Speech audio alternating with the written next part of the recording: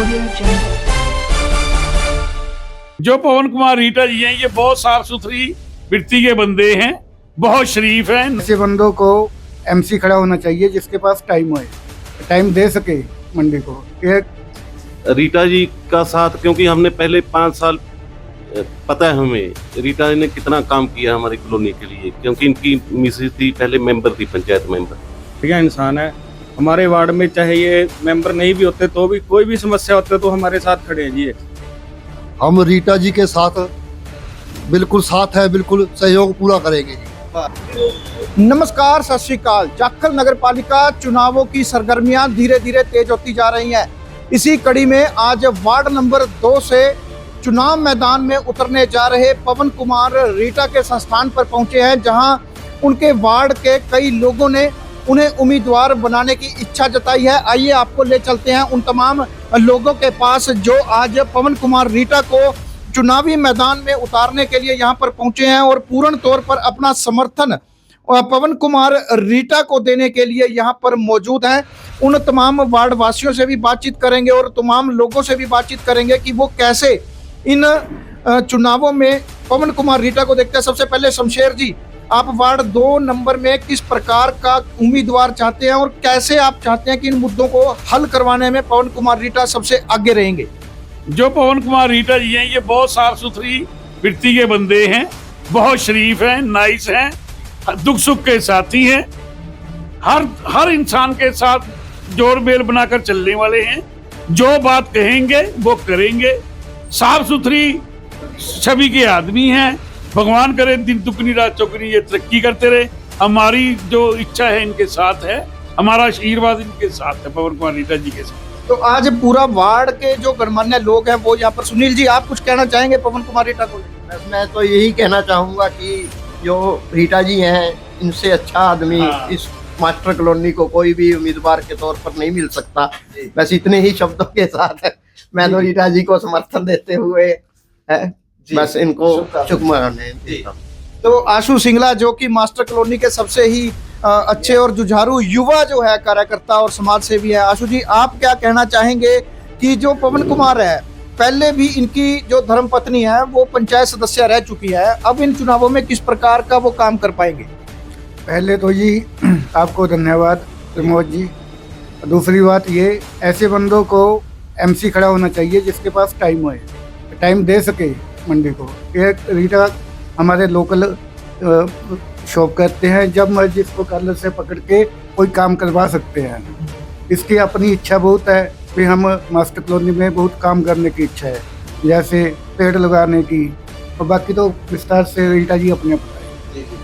हमारे साथ दीपक गर्ग जो है वो भी शुरुआत से ही जाखल की समाज सेवा की बात करे, जाखल के विकास की बात करे, क्योंकि पिछले नगर पालिका चुनावों में जो मास्टर कॉलोनी का मुद्दा था बड़ी ही गंभीरता के साथ दीपक जी ने उठाया। दीपक जी, इन चुनावों में क्या देखते हैं? क्योंकि बड़ी ही अगर बात करें तो वार्ड नंबर 2 जो है विकास की गति में पीछे रहा।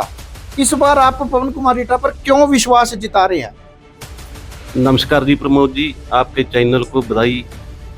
रीटा जी का साथ, क्योंकि हमने पहले 5 साल पता है हमें रीटा जी ने कितना काम किया हमारी कॉलोनी के लिए, क्योंकि इनकी मिसेज थी, पहले मेंबर थी, पंचायत मेंबर। इसलिए हम इन पे विश्वास ज़्यादा करते हैं।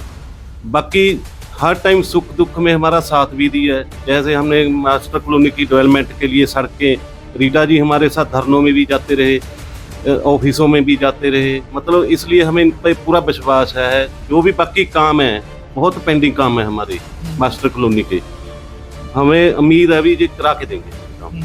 नहीं, आप क्या लगता है कि जो पवन कुमार रीटा है किसी पार्टी से ज्यादा मतलब जुड़े हुए हैं, तब इनको उम्मीदवार बनाया? वजह क्या है कि इनको ही चुनाव मैदान में उतार रहे हैं?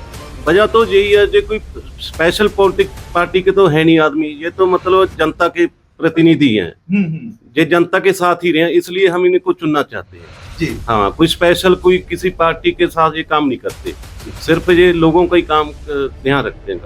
हाँ जी, तो बहुत बहुत धन्यवाद। जिस प्रकार से दीपक जी ने बताया कि सबसे अच्छे और अच्छे काम के लिए गिने जाते हैं। पवन जी, सबसे पहले बहुत बहुत स्वागत है, आपको वार्ड की ओर से उम्मीदवार बनाया जा रहा है। क्या लगता है आप इनकी उम्मीदों पर कितना खरा उतरेंगे? सबसे पहले मैं हमारे देवी देवताओं को, हमारे गुरुओं जी को, सभी धर्मों के गुरुओं से आशीर्वाद प्रणाम करता हूँ। मेरी मास्टर कॉलोनी वार्ड जो मेरा एक परिवार है, और जितने भी मास्टर कॉलोनी में सभी बिरादरियों के लोग रहते हैं, वो मेरा एक परिवार है। उनका मेरे ऊपर बहुत बड़ा भरपूर आशीर्वाद है। उनको मैं विश्वास दिलवाना चाहता हूँ कि जिन्होंने हमारे को इस लायक समझा, मैं उनको विश्वास दिलाना चाहता हूँ कि उनकी हर बातों के ऊपर मैं खरा उतरूँगा। मेरी एक आपसे बेनती ये है कि जैसे कि बड़े बड़े शहरों में और मंडियों में देखा जाता है कि हमारी कॉलोनी इतनी पुरानी बनी हुई है, इस कॉलोनी के बीच में आज तक कोई ऐसी चीज़ नहीं लगी कि जो बाहर से आए वो देखे भी हाँ ये मास्टर कॉलोनी का नाम है।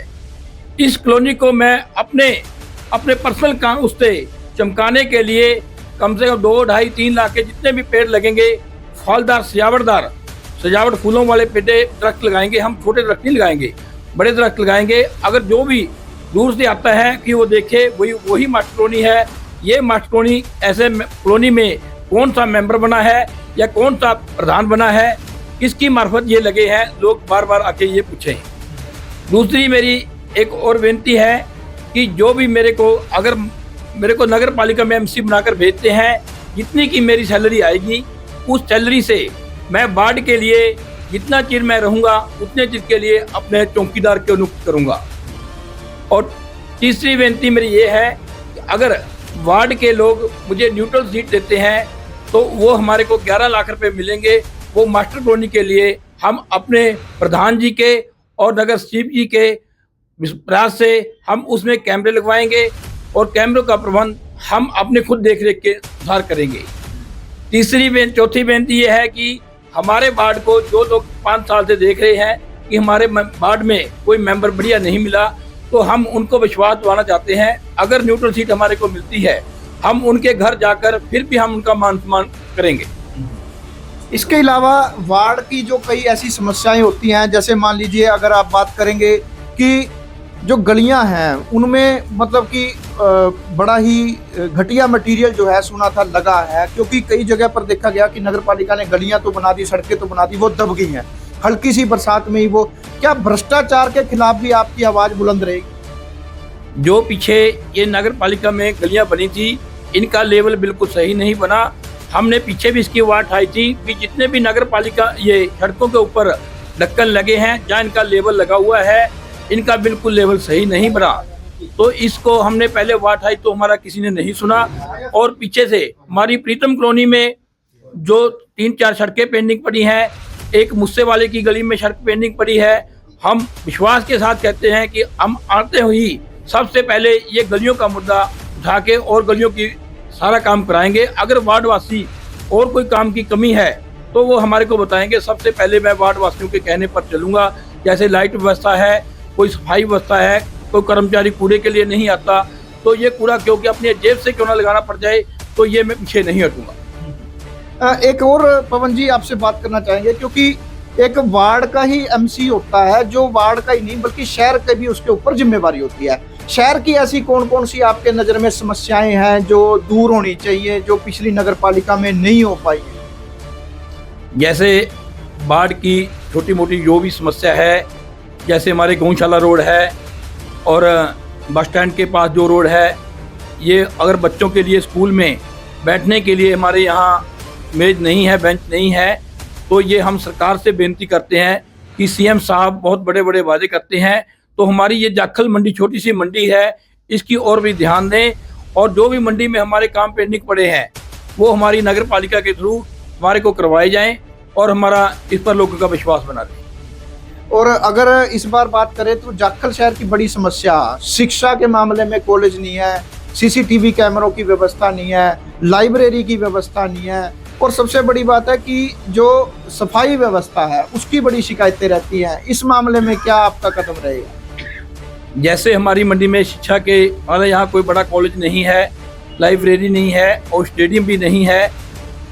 हमारे बच्चों के खेलने के स्टेडियम की बहुत ज़रूरत है, क्योंकि अगर स्टेडियम बनेगा तो बच्चे हमारे यहाँ खेल कूद कर कहीं ऊपर जाने का तैयारी करेंगे। और हम नशे के खिलाफ, जो हमारी मंडी में इतना नशा बिक रहा है, हम सरकार से ये बेनती करना चाहते हैं कि हमारी ये बॉर्डर की मंडी के होने नाते जितने भी नशेड़ी हमारी मंडी में आते हैं तो इन पर शिकंजा कसा जाए। हमने कई बार देखा है यहाँ प्रशासन पुलिस ने समैकियों को पकड़ते हैं और यहाँ से पकड़ के ले जाते हैं तो पुल उतरते ही उसको छोड़ देते हैं, पता नहीं क्या सांठगांठ के साथ इनका काम किया जाता है। तो हम सरकार से बेनती करते हैं कि हमारी ये नशे के खिलाफ जो मांग है, हमारे गुरुजी ने भी ये नशे के खिलाफ जो बात उठाई है, हम बेनती करते हैं सरकार से भी इसके ऊपर शिकंजा कसा जाए। तो आप इन जो वार्ड के अन्य लोग हैं उनसे क्या अपील करेंगे कि इस बार चुनावों की बजाय एक न्यूट्रल सीट बना दी जाए? जैसा कि मुझे विश्वास वार्डवासी विश्वास ला रहे हैं, जैसे हमारे साथ दीपक जी गर्ग, आशु सिंगला जी, शेंटी डोरा जी, संजय जी और शमशेर जैन जी और सुनील जी आए हैं, तो इन्होंने हमारे को विश्वास दिलाया कि सारी परिवार के साथ कॉलोनी हम आपके साथ है, आपको 100% हम न्यूट्रल सीट दिलवाएंगे। अगर न्यूट्रल सीट दिलवाती है तो हम इस कॉलोनी का भार सारी उम्र देने में हो रहेंगे। तो बहुत बहुत धन्यवाद। जिस प्रकार से पवन कुमार रीटा जी ने ये विश्वास जताया है कि अगर 11 लाख रुपया सरकार की ओर से मिलता है तो वार्ड के विकास पर लगाया जाएगा। हमारे साथ और भी वार्ड के लोग जुड़े हैं, संजय जी आए हैं, शंटी जी आए हैं। शंटी जी, क्या कहेंगे, जो पवन कुमार रीटा है इन्होंने उम्मीदवारी जताई है तो किस प्रकार का आपको लगता है कि ये काम करवा पाएंगे? पवन कुमार रीटा जी हमारे वार्ड के अंदर सबसे बढ़िया इंसान है। हमारे वार्ड में चाहे ये मेंबर नहीं भी होते तो भी कोई भी समस्या होते तो हमारे साथ खड़े हैं जी। हम इनका आभार नहीं जता सकते। हम चाहते हैं कि इनको हमारे वार्ड के अंदर न्यूट्रल सीट मिले। ये हमारे साथ 24 घंटे तैयार है, चाहे आधी रात को आवाज लगा लीजिए हम। ठीक, ये हमारे भाई साहब को हम आपसे सबसे अपील करते हैं कि इनको न्यूट्रल सीट दिलाई जाएगी हमारे 2 नंबर वार्ड से। धन्यवाद। संजय जी, आप भी कुछ, क्योंकि वार्ड का एक उम्मीदवार चुनना है, वोट आप डाल रहे हो, किस तरह का उम्मीदवार चाहते हो ये जानकारी दें। हम रीटा जी के साथ बिल्कुल साथ है, बिल्कुल सहयोग पूरा करेंगे। तो संजय कुमार जो कि बड़े ही एक युवा और जुझारू हैं और समाज सेवा से जुड़े रहे हैं और सबसे बड़ी बात है कि डेरा सच्चा सौदा से जुड़े हुए हैं। इन्होंने तमाम लोगों ने, वार्ड वासियों ने ये विश्वास जताया है कि इस बार के जो चुनाव है उसमें पवन कुमार रीटा को वार्ड नंबर 2 से कोशिश करेंगे कि न्यूट्रल सीट दी जाए ताकि इस चुनावों में पूरे वार्ड का एक समुचित विकास हो सके। फिलहाल यह देखना होगा कि वार्ड के उन लोगों का, उन मतदाताओं का कितना विश्वास और कितना प्यार वो हासिल कर पाते हैं। फिलहाल अगली वीडियो के लिए जुड़े रहिए, तब तक के लिए बहुत बहुत धन्यवाद।